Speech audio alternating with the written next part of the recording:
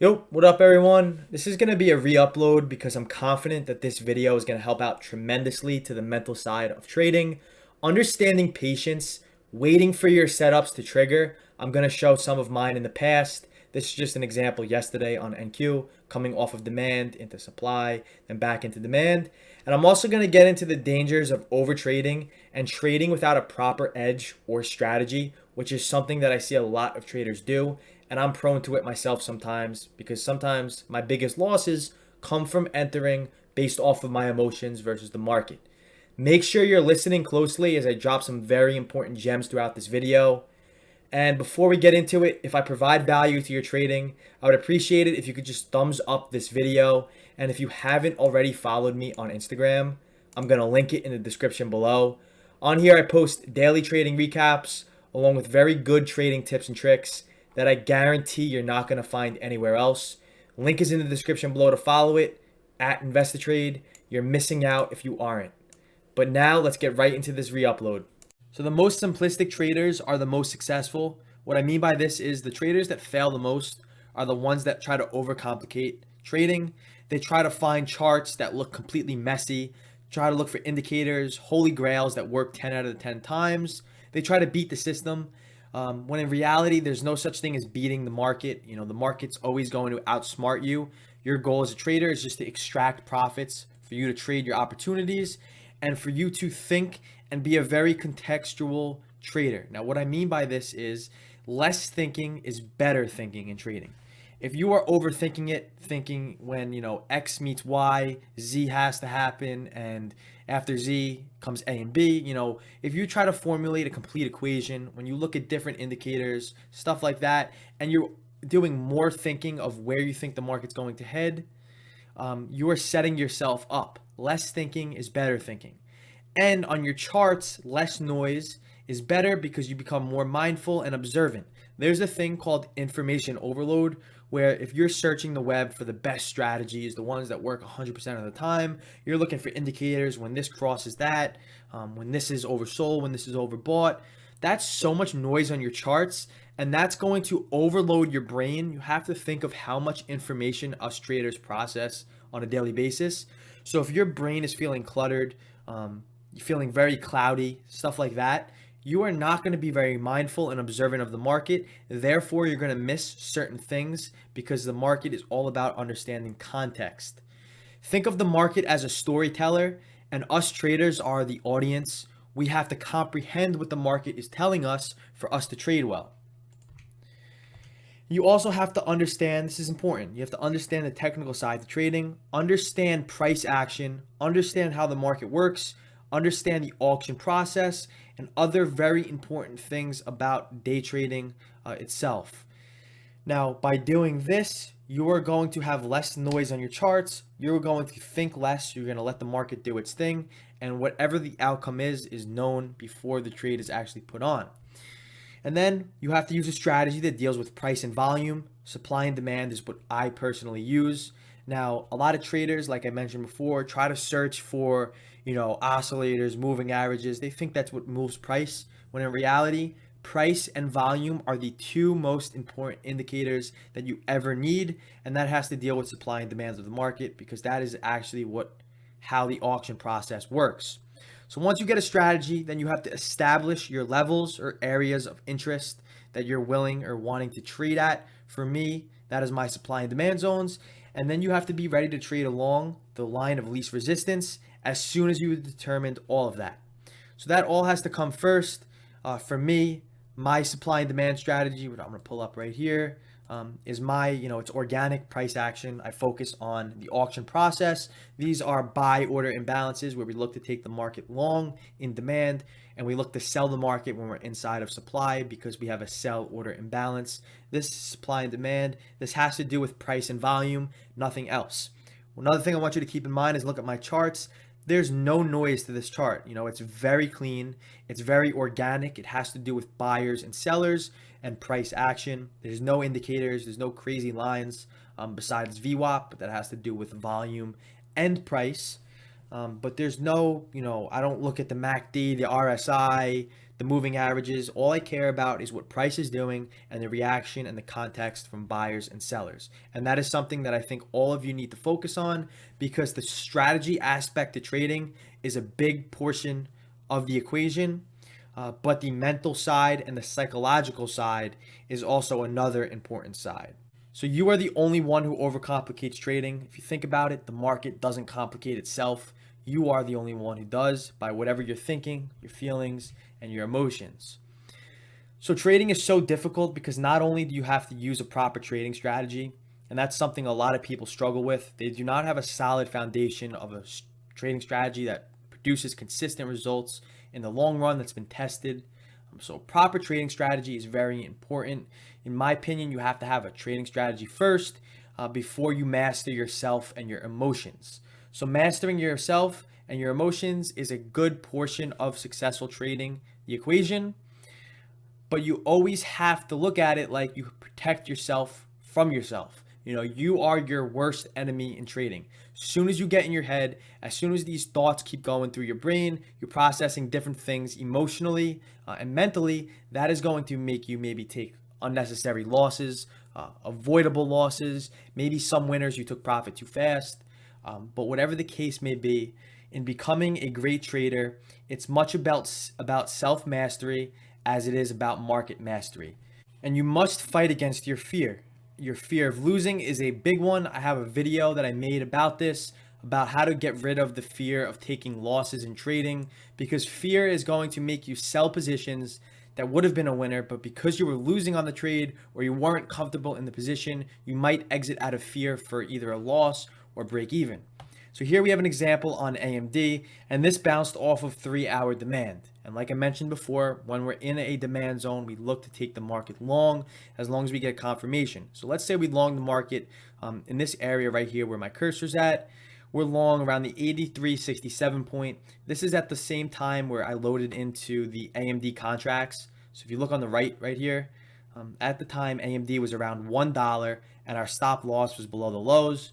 So at this point, we're in the contracts at $1. We're buying the double bottom on AMD. Market comes up. We're up about 20 cents on the option contracts. And then the market starts coming down. And again, it's all about self-mastery. Now the market's coming down and you're starting to panic a little bit. You start sweating. You start shaking. You're very anxious. You don't want this to be a losing trade. So what are you going to do? You are going to fight against your fear because you don't want to take a loss. So market comes down, guess what you do? You sell over here now for a small profit, a small loss, or even break even, trading the option contracts, let's say, or the shares. Then what happens, 10, 15 minutes later, stock starts reversing. But because you did not master fearful trading, you exited this trade when in reality you still should have been in it, never hit your stop loss, and this thing would have been a nice winner if you just stuck to the original plan and you did not let your emotions and yourself get in front. Like I said, you are your worst enemy. Now you have to fight against your greed. So fear and greed are the two main ones, but a lot of traders are very, very greedy and it backfires on them. Sometimes they will hold a position too long because they want to squeeze the stock a little higher and try to make a little more money. So in this case, we have Roku off of I believe it was a daily demand zone, but we came down and just hypothetically speaking, let's say we missed this first bounce right here. That bounced off of demand. We missed this, stock came up, and we formed new supply up here. The market started selling off, and guess what we do? Just like AMD, we start double bottoming at demand. So now we look to take this trade to the long side. I'm just going to mark out, let's just call it right here. So we're in around the 276 area. And the stock starts coming up about 3 or so points. And if you're trading the options, you're trading deltas of like 0.30. With no other Greeks really affecting you, you're probably making about $1 per contract on these. So for every contract, you're making about $100. Trade 10 contracts, you're making about $1,000. But we come up, hypothetically speaking. Now this is a valid supply zone, but because we saw we were up $1,000, we're like, wow, I want to make 1,500 or 2,000, or this trade could be a sick trade and be a $5,000 winner. And guess what? You ignore your plan. You ignore what the market is telling you. It's telling you the story that we're at supply right here. And this should be a valid exit point once we hit supply, because you know what happens when we hit a sell order imbalance, the market does come down. So because we were greedy, we were trying to squeeze out every penny from the market. The market did reverse, and guess what? We might have not made as much money because we were too greedy. And the same thing, came in and sold off pretty hard. So you have to eliminate your greed out of the market, and you have to eliminate your fear.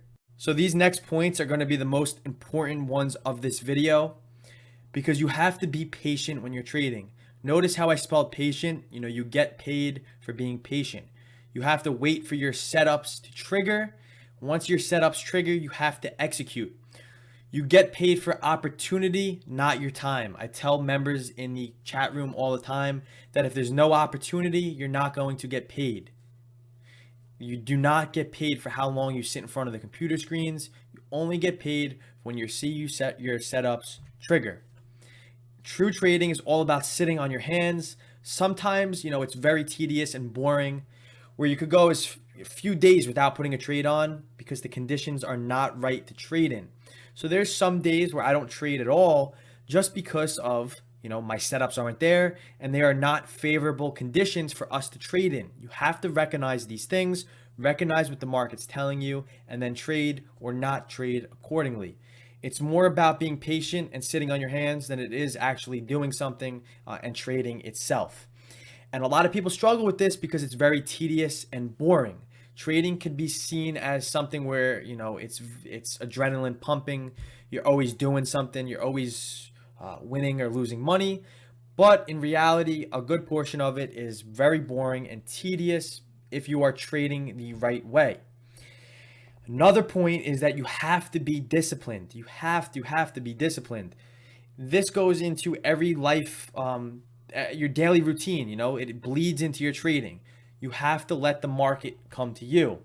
Many of the failing traders I see are in this game to make a quick profit. Obviously, everybody's goal is to make money and make profit, but a lot of people get attracted to all these people running ads and, all of these gurus talking about how they made $1 million trading this year, when in reality, it's possible, but that's just to suck you in. The whole idea of making quick profits fast, it's possible, but it's very, very tough. It's something that takes years to master. A lot of people get the thrill of gambling, so they come to trading, and they love these high adrenaline environments, which, like I mentioned before, it's really not the case with trading. A lot of people cannot accept this as well, so there's no reason to trade all the time. Everybody thinks, they have to turn their computer on, they look at the market, and they have to make a trade today. No, you're only supposed to make a trade when your setups are there and only when they are there. Do not open your computer, see the market moving, coming up, coming down. You're like, oh, I don't want to miss this move. Let me get in on this trade.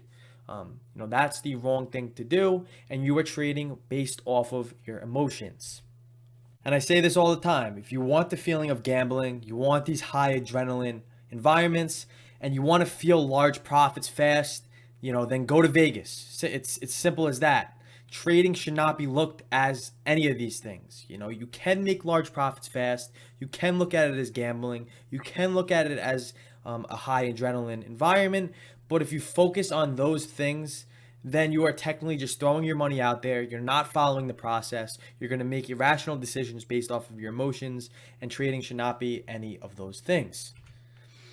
And many of the successful traders I see in this game follow a process. It's all about the process. I say this all of the time too in the chat room, is that focus on the process over the profits. If you follow the process, you trade well, you handle your emotions, you master yourself, you master the markets, then obviously profits are going to come.